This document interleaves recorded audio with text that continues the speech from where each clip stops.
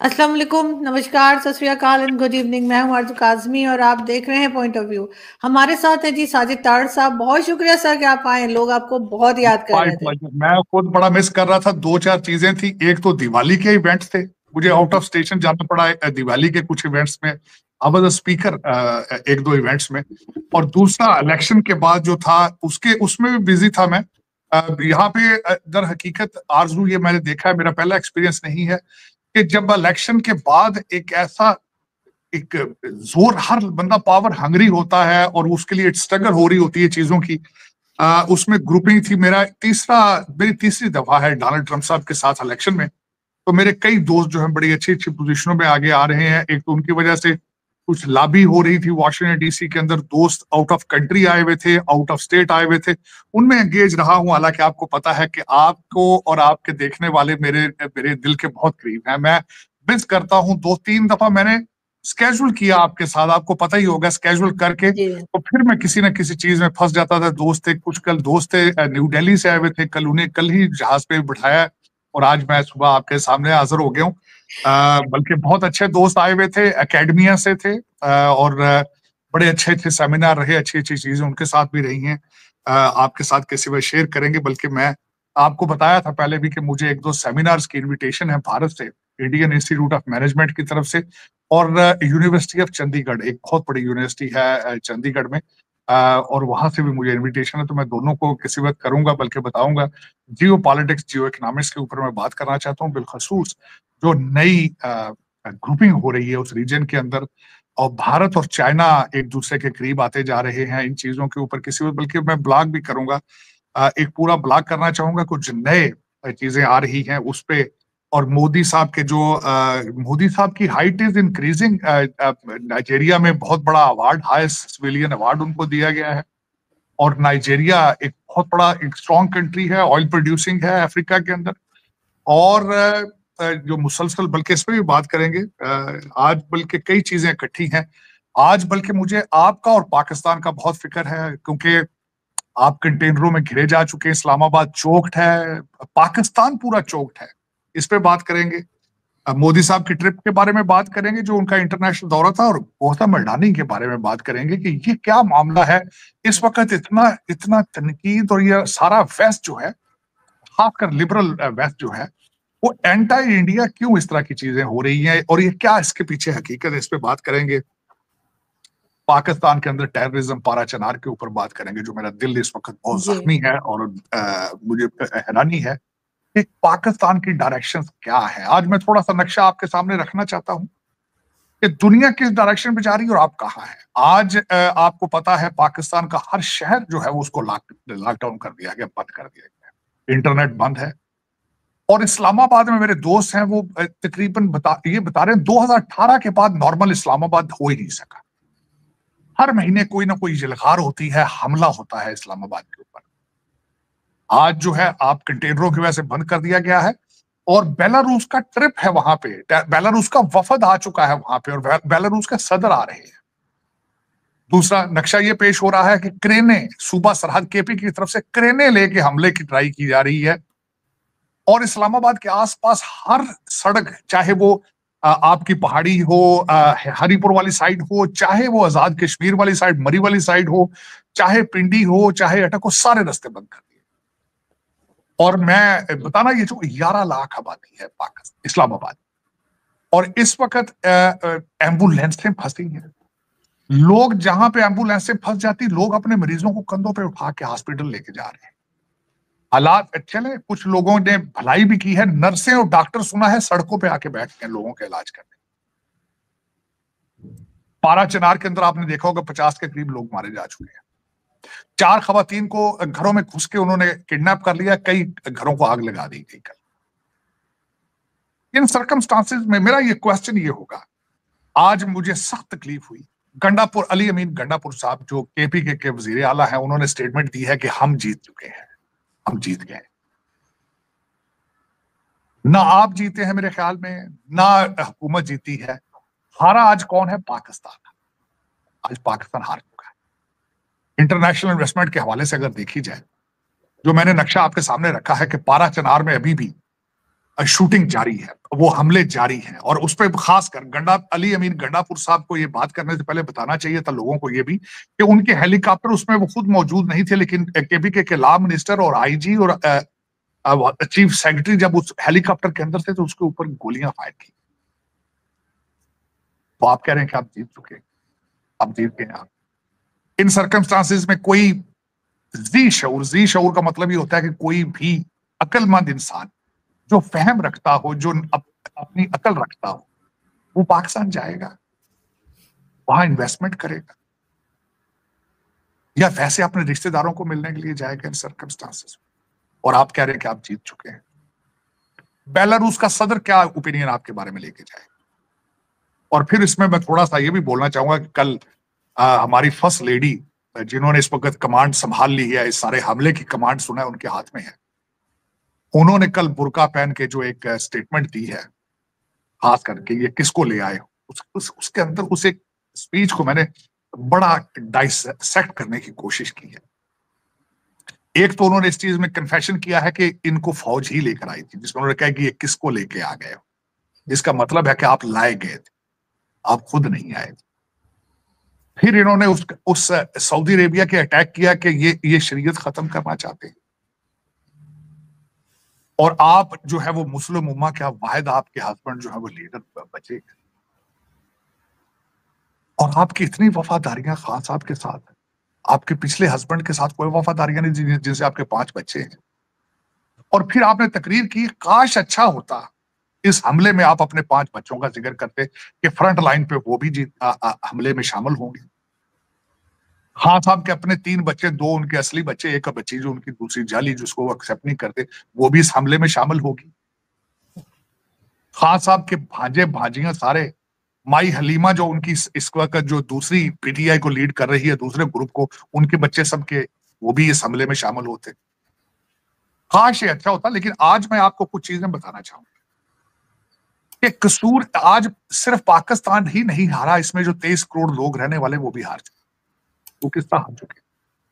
मैं निशानदेही करना चाहूंगा कि बार बार पाकिस्तान को कहा जाता है बांग्लादेश बना दो, बांग्लादेश बना दो, लेकिन बांग्लादेश में 400 लोगों की कुर्बानी थी, मारे गए थे 400 लोग।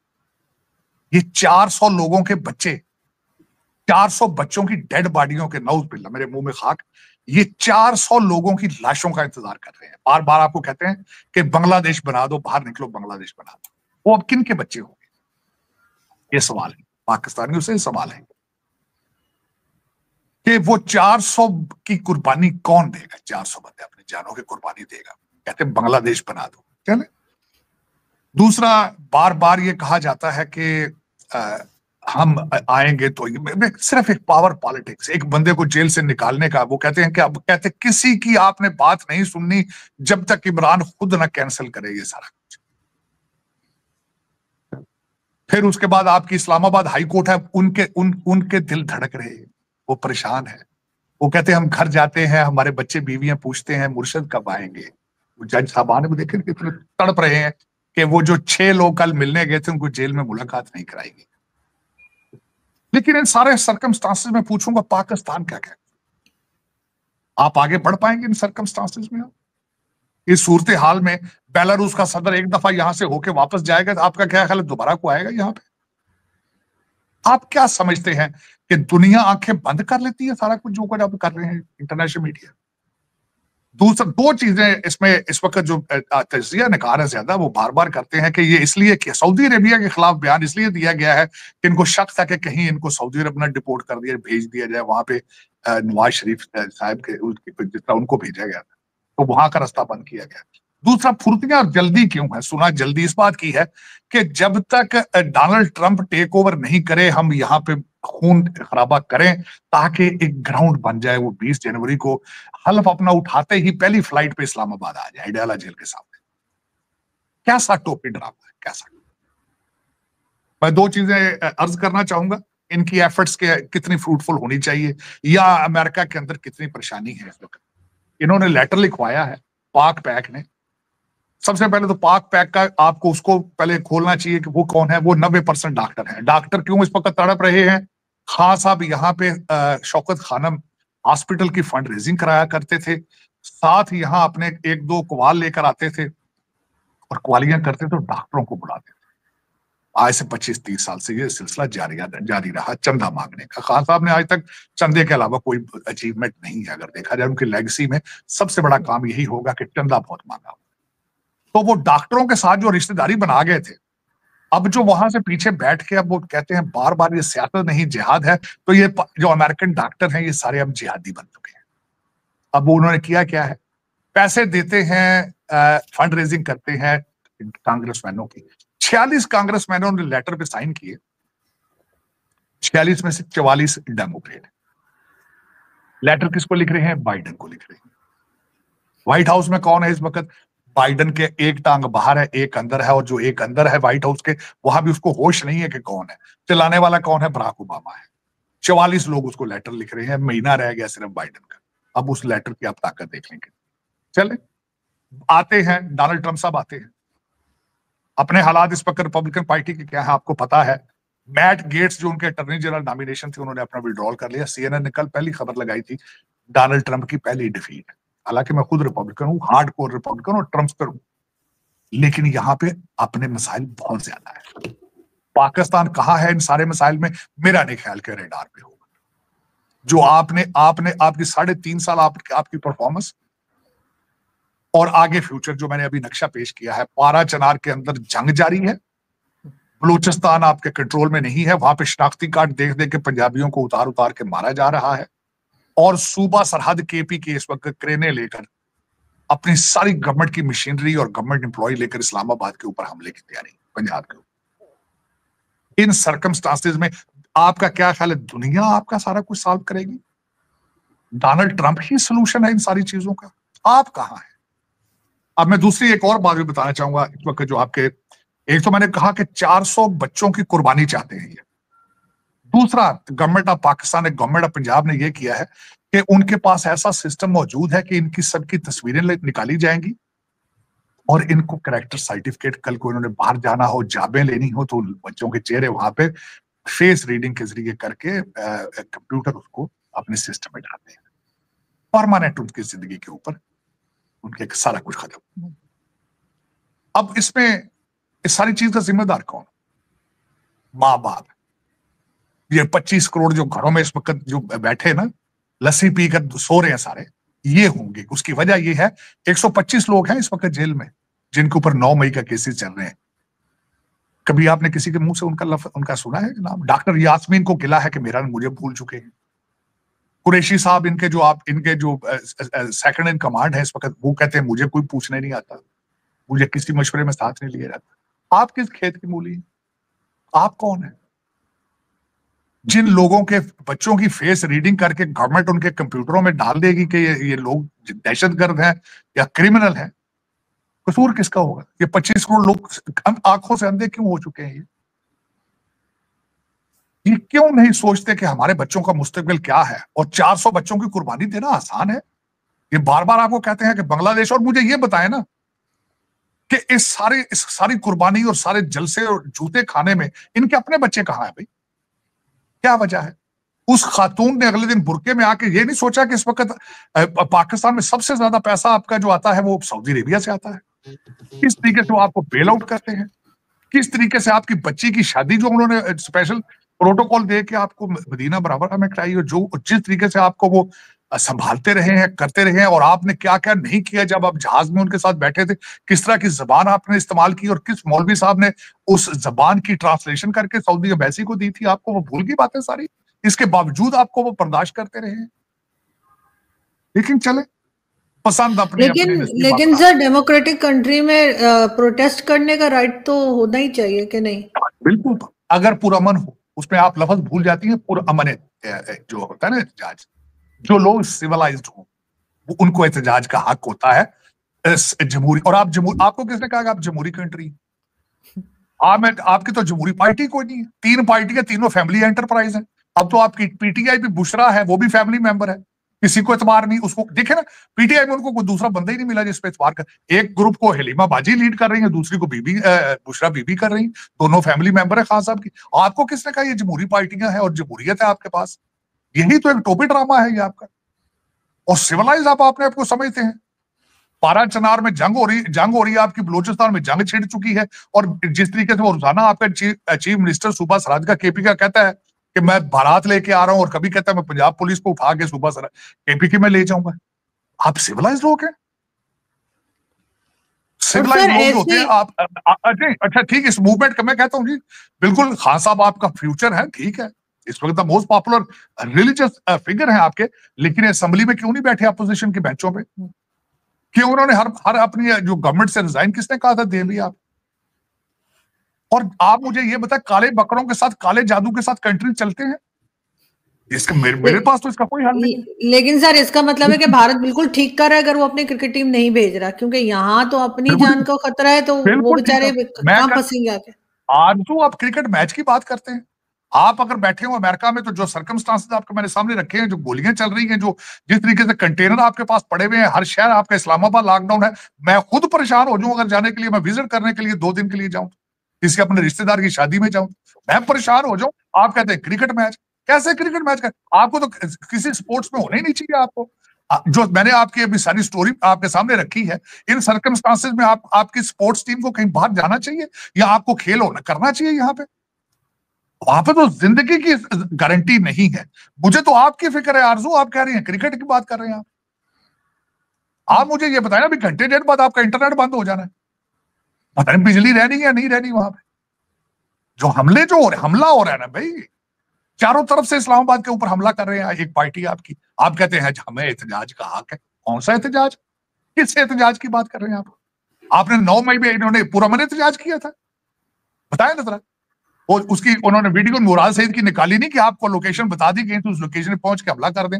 फिर चौधरी एजाज आपका जो इनका लीडर है, उसने कहा था कि हमने कोर कमांडर हाउस का गमला भी नहीं छोड़ा। तो आप कह रहे हैं वाह भी वाह, एहतजाज करेंगे, बड़ी बात है, बहुत बड़ी बात है।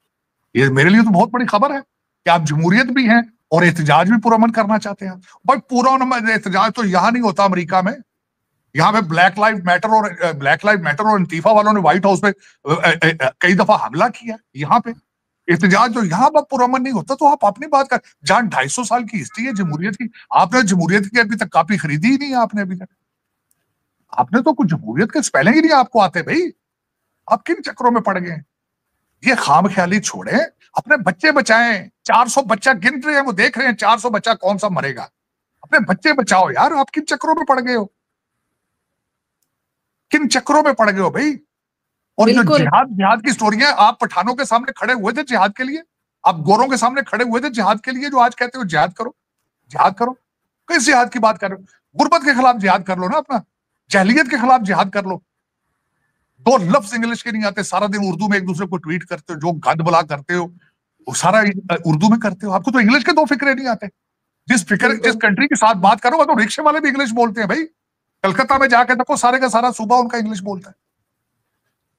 लेकिन चले, लेकिन उसमें आरजू, अफसोस इस बात का है कि दुनिया तरक्कियों पे है, दुनिया इंफॉर्मेशन टेक्नोलॉजी की मंजिलों पे जा रही है, आप पस्तियां नई से नई पता नहीं कहां से ढूंढ लेते हो। मैंने कई दफा सोचा है, मुझे कई दफा मेरे भारतीय दोस्तों ने मजाक किया यार कि अब तो आप बहुत नीचे जा चुके हो, अब तो आप वहां से ऊपर आओगे ही आओगे, अब इससे नीचे कहां जाना है।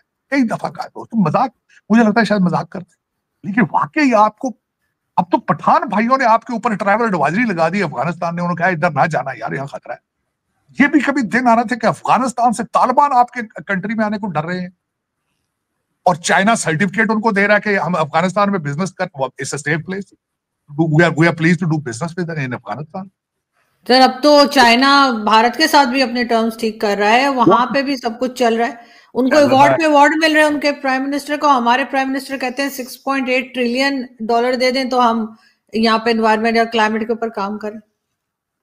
आपके तो पैसे, आपने तो, मैं अगले दिन किसी ने हाउस के फ्लोर पे खड़े होकर, पटेल साहब है, उन्होंने तकरीर की, शर्म आ रही थी, फिर दोबारा कोविड के पैसे खाए, और आपका इंटीरियर मिनिस्टर थे शेख रशीद साहब, उन्होंने कहा जी अच्छा हुआ यहाँ कोविड आ गया, हमें पैसे बहुत मिल रहे हैं। आपने तो कोविड के पैसों को नहीं छोड़ा, आप जल्जले के पैसे आए आपके, तो वो खा गए आप। पता नहीं क्या चीज है इस्लामिक रिपब्लिक, किस इस्लाम, कुछ यार, कुछ अपने आप को पहचानने की कोशिश करो कि हम कौन है, कौन है, हम कहाँ जा रहे हैं, हमारा फ्यूचर क्या है, और डेस्टिनेशन क्या है, इन समय से। लेकिन देखें, इसमें थोड़ा सा टच देना चाहूंगा, खासकर मोदी साहब को हाईएस्ट अवार्ड दिया गया है, 50,000 डायस्पोरा नाइजीरिया के अंदर, 200 भारतीय कंपनियां वहां पे बिजनेस कर रही हैं, और बहुत मेरे ख्याल 37 से 40 बिलियन डॉलर की उनकी वहां पे इन्वेस्टमेंट है। और हाँ, मोदी साहब वहां पे क्या कर रहे हैं, कई दफा मैंने अगले दिन एक प्रोग्राम में गया तो उन्होंने कहा जी मोदी साहब वहां पे क्या कर रहे हैं। मैंने कहा मोदी साहब अपने डिफेंस के प्रोडक्ट्स बेच रहे हैं, तेजस जहाज बेचेंगे, क्योंकि रशिया का गैप है इस वक्त। जब से यूक्रेन की जंग शुरू हुई है, अफ्रीका में सबसे ज्यादा अपने डिफेंस के इक्विपमेंट रशिया बेचता था, वो गैप है, वो फिल कर रहे हैं। उसके बाद वहां से, और फिर दूसरा ब्रिटिश कॉलोनी थी केनिया, 17 साल के 17 ईयर्स के बाद पहला प्राइम मिनिस्टर वहां पे गया। वहां से वो आए गयाना में। गयाना में 40% पॉपुलेशन 18वीं सदी से इंडियन डिसेंटेड है, और वो वहां पे गए। और वहां जाने की कई लोग पूछते हैं जी वहां गयाना क्यों चले गए, गयाना क्यों।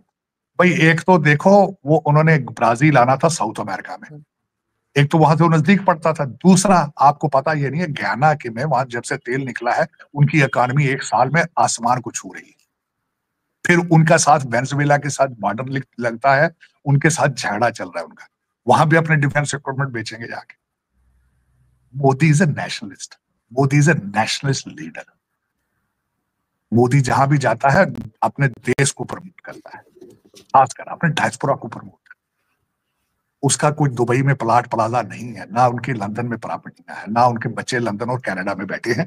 सीखना चाहिए मेरे ख्याल में। मैं हमेशा ये कहता हूं आपको एक नेशनलिस्ट लीडर की जरूरत है। पता नहीं वो कब आएगा। 77 साल हो गए और आप अभी तक बिल्कुल मैं क्या बताऊंगा, मैं किस जगह से शुरू करूं, क्या करूं। मैं एक जख्मी पाकिस्तानी हूं और रोजाना अपने टुकड़े फोड़ता हूं आपके सामने, लेकिन कोई समझ नहीं आता जो पारा चिनार में हो रहा है। आपने कई लोगों ने कहा शायद जी शिया सुन्नी लड़ रहे हैं, और यार पाकिस्तानी तो इंसान तो है ना, क्यों एक दूसरे को मार रहे हैं। जानवर किसी को नहीं मारना चाहिए। आप एक दूसरे की कहते हैं जी वहां जमीनों के झगड़े हैं, 600 कनाल जमीन है, और वो जो झगड़ा 1947 से पहले का चल रहा है पारा चिनार, तो इससे आपने मार जो 50 माओ के बच्चे मार दिए आपने, क्या वो जमीनें वो वापस आएंगे? क्या निकला उसमें, क्या निकालने की कोशिश कर। लेकिन और फिर आप कह देते हो हम जीत गए। हम जीत गए, पीटीआई जीत गई, पूरा पैदे पाकिस्तान लॉक कर दिया है, पाकिस्तान को उल्टा कर दिया है, पाकिस्तान को बांग्लादेश बना देंगे, हम जीत गए। वाह वाह। लेकिन आरजू मैं इस वक्त क्या कहूं, फिलहाल तो बांग्लादेश पाकिस्तान बन गया। जो कुछ वो माइनॉरिटीज के साथ कर रहे हैं उससे तो लग ही रहा है कि बांग्लादेश पाकिस्तान बना हुआ है। वो देखें ज्यादती है। देखें मैं सबसे पहले तो ये बताना चाहूंगा कि रिलीजन एक हर रिलीजन की बेस एक ही है, लेकिन आप उस बेस पे नहीं जाते, पता नहीं क्या है। हर हर जो मजहब की बेस है वो प्यार मोहब्बत है, एक दूसरे की इज्जत है, सच बोलना है, मेहनत करो, किरदार प्रमोट करो, अपने एक दूसरे से मोहब्बत करो। लेकिन पता नहीं आप उस बेस पे नहीं जाना चाहते, आप उसके रिचुअल्स में फंस के आप पता नहीं क्या करते फिर रहे हैं। मैं तो वहां से भी परेशान हूँ, आपसे भी परेशान हूँ। कोई समझ नहीं आ रही डायरेक्शन क्या आपकी, वहां पे भी लोगों के साथ जाती हो रही। सर गौतम अडानी की बात भी आप करना चाह रहे थे। गौतम अडानी की बात यह है कि गौतम अडानी साहब ने वहां पे जो न्यूयॉर्क में उनके ऊपर जो केस बनाया गया है, उनके साथ एक अमेरिकन कंपनी थी, उनके साथ पार्टनर थी, और भारत के अंदर सोलर पावर का वो प्लांट लगाना चाह रहे। इस वजह से इनकी जुरिसडिक्शन बनी, जिसकी वजह से उनको किया गया कि इन्होंने रिश्वत दी है। लेकिन ये नहीं साथ बताया गया कि उस कंपनी में उस कॉन्ट्रैक्ट की वजह से $2 बिलियन बनाया गया है। और तीसरा, मुझे समझ नहीं आती कि ये प्रोसिक्यूटर जो है गौतम अडानी के लिए परेशान है, लेकिन हंटर बाइडन के लिए परेशान नहीं, जिन्होंने मॉस्को के मेयर से भी पैसे लिए, यूक्रेन से भी पैसे लिए, चाइना से भी पैसे लिए, पता नहीं उसको देख नहीं रहे। तो मुझे एक चीज कॉमन इसमें नजर आ रही है, वो ये नजर आ रही है कि इस वक्त अमेरिका और ये फाइव आइज कंट्री है भारत की ग्रोथ में से परेशान है। एक वजह ये नजर आती है। दूसरी, अमेरिका के अंदर इस वक्त जो Kamala Harris Biden administration, far left जो बहुत लिबरल लोग हैं, दे आर एंटी इंडिया। उन्होंने कनाडा को आगे करके इस वक्त वो जो है वो भारत के साथ अपनी दुश्मनी निकाल रहे हैं। जिस तरह के आपने देखा होगा कि वो जो 6 फॉर जस्टिस और अगले दिन कनाडा के अंदर जो मंदिरों के ऊपर हमले हैं, मेक सेंस नहीं करती, और फिर उसको गवर्नमेंट उसको रोकती नहीं है। ट्रूडो गवर्नमेंट ने उनको खुली छुट्टी दे रही। हालांकि अगर सिक्खी देखी जाए तो इतना खूबसूरत मजहब है, बल्कि मैं बताना चाहूंगा, आप जिस कंट्री में बैठी हैं, आपने अच्छा हुआ ये बात हुई, 555 बर्थडे है गुरु जी, नानक साहब की, गुरु और गुरु नानक, नानक गुरु गुरु, नानक जी और का। उन्होंने 55 रुपए का एक सिक्का निकाला है। बल्कि मैं किसी दोस्त से कह रहा था कि मेरे लिए वो सेव करो, मैं कुछ दोस्तों को गिफ्ट करना चाहूंगा। इतना खूबसूरत मजहब है जिसकी बेस ही सेवा है, लंगर है, दान देना है, लोगों को देना है, फीड करना है। उसके बच्चों को उन्होंने किस तरीके से पॉइजन करके मंदिरों के ऊपर हमले करा रहे हैं। मेरे अगले दिन एक इवेंट में था, मेरे जो दोस्त हैं जसदीप साहब, उन्होंने बड़ी खूबसूरत बात, उन्होंने कहा सिख जो है वो उनके कल्चर या मजहब का हिस्सा ही नहीं है कि मंदिरों के ऊपर हमले करना या किसी प्लेस ऑफ वर्शिप के ऊपर हमला। और उन्होंने उसके साथ बड़ी रेफरेंस दिए कई, और वाकई ही this is wrong. This is किसी भी प्लेस ऑफ वर्शिप, किसी की भी हो, उसके ऊपर हमला करना, फिर उनके साथ बदतमीजी तौहीन करनी, दिस इज नॉट द सिखी। सिखी इज नॉट प्रमोट, सिखी can not do that, any religion can not, I don't believe in it. लेकिन उनको अब देखें कि वो फाइव आई कंट्री है, न्यूजीलैंड के अंदर फिर उन्होंने खालिस्तान के ऊपर वहां पे भी कर दिया गया। न्यूजीलैंड क्या है, वो भी फाइव आई कंट्रीज का हिस्सा है। और वहां पे कराने वाला कौन था, वो पन्नू साहब का भाई है। वहां जो पन्नू साहब यहाँ पे कनाडा और अमेरिका में घूम रहे हैं, इनका भाई था, वो वहां पे एक्टिव है। उनका तो खैर कारोबार है, क्योंकि वो बिजनेस है, वो ही इज अ लॉयर, और उनका काम था कि लोगों को पॉलिटिकल साइलम लेके देना। उसकी वजह से उन्हें खालिस्तान को ऊपर चीजें करते थे। लेकिन न्यूजीलैंड को भी अब वो भी टूल बन चुका है, कनाडा भी टूल है, यहाँ न्यूयॉर्क में भी टूल बना दिया कि वो गौतम अडानी को जो है उन्होंने कर लिया। और फिर उसके ऊपर हमारे वो जो पप्पू भाईजान है, पप्पू गांधी, उन्होंने स्टेटमेंट दे दी उसके ऊपर। उन्होंने कहा जी वो देखें, उन्होंने अडानी को वहां पे चार्ज कर लिया, यहाँ खुले खुले क्यों फिर रहे हैं भाई? बात, वो भारतीय हैं इसलिए फिर रहे हैं, और सिविल मैटर है, क्यों उनको पकड़ गए? अभी तो still not, he is not guilty until proven. आपको किस तरीके बिल्कुल। से कह रहे हैं उनको भी, उनको कैसे घूम रहे हैं? उनका अपना कंट्री है, वो घूमेंगे, खुले घूमेंगे, क्यों नहीं घूमेंगे? चार्जेस हैं अभी तो उस पर केस चलेगा। आप समझते हैं अभी पकड़ लिया जाए तो उसको अरेस्ट कर लिया जाए? It's a civil matter. आप फ्रॉड की बात ये कर रहे होंगे, करप्शन की बात कर रहे होंगे, ये तो अभी प्रूव करेगी ना, कोई अदालत प्रूव करेगी, कोई सामने केस के ऊपर कोई एविडेंस रखी जाएगी। लेकिन आप कह रहे हैं कि जो उनको पकड़ा क्यों नहीं जा रहा, तो ये, लेकिन इतना तो नहीं ना होता डेमोक्रेटिक कंट्रीज के अंदर। लेकिन ये कि ज्यादती है, मैं इस चीज को बिल्कुल अगर इतना कानून यहाँ पे अगर ठीक है, तो ये जिस तरह मैंने आपको कहा, हंटर बाइडन के उनके केसेस को नहीं छेड़, सिर्फ अपने मर्जी के केसेस को छेड़ के इस वक्त एक पूरी एक प्रोपेगेंडा मशीनरी काम कर रही है भारत को बदनाम करने के लिए इन वेस्टर्न कंट्रीज में। और ये मुझे जो इसका सबसे बड़ा खतरा नजर आ रहा है इनके लिए, वेस्टर्न कंट्रीज के लिए, वो ये है, आप जितना भारत को पुश करोगे, भारत चाइना के करीब चला जाए।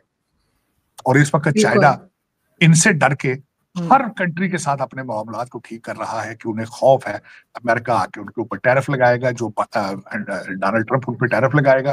भारत बहुत बड़ी एक मंडी है, भारत एक बहुत बड़ी इकानमी है। अगर चाइना भारत दोनों मिलकर उस चीज पे करते हैं, तो West West won't be able to handle their growth. उनकी तरक्की को ये नहीं रोक सके।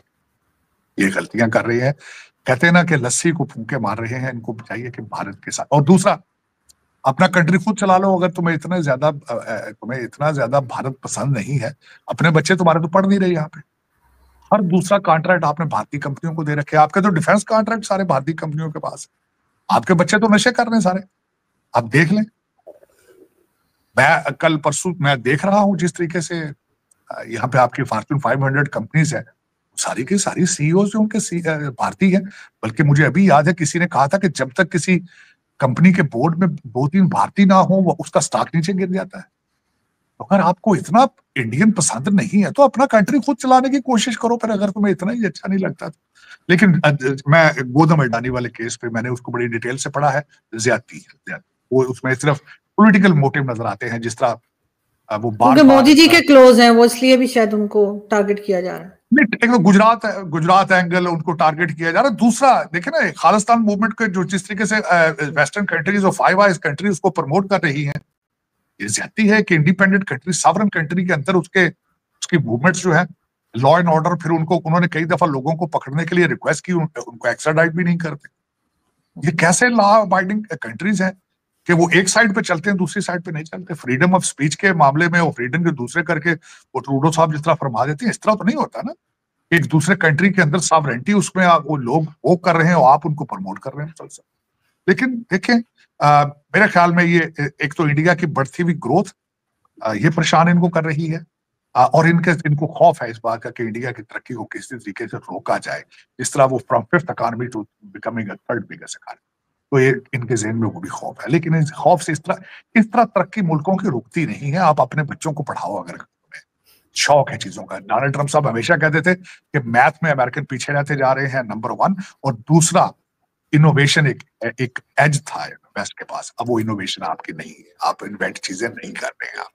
आपके बच्चे जो है नशों में लगा दिए। आपको बराक ओबामा ने ये तोहफा दिया था कि वो कहता था कि दम मारो, दम मिट जाए, तो आप दम मिटा रहे हैं। बिल्कुल ऐसा ही है। बहुत शुक्रिया सर कि आज आपने ज्वाइन किया। ना आई होप कि आपसे जल्दी फिर मुलाकात होगी, क्योंकि आपकी ऑडियंस भी और मुझे भी बहुत फिक्र हो गई थी कि इतने टाइम हो गया, ऑलमोस्ट जितने समझे पूरा महीना ही निकल गया था कि आप नहीं आए। नहीं, प्रॉमिस यू, अब I'm बैक। मेरे काफी दोस्त जो भारत से आए थे, खासकर कुछ इलेक्शन के हवाले से, कुछ जर्नलिस्ट आए थे, उन सबका, और कल एक राज्यसभा से भी दोस्त थे, वो भी थे, न्यू दिल्ली से भी थी, एकेडमिया भी थी।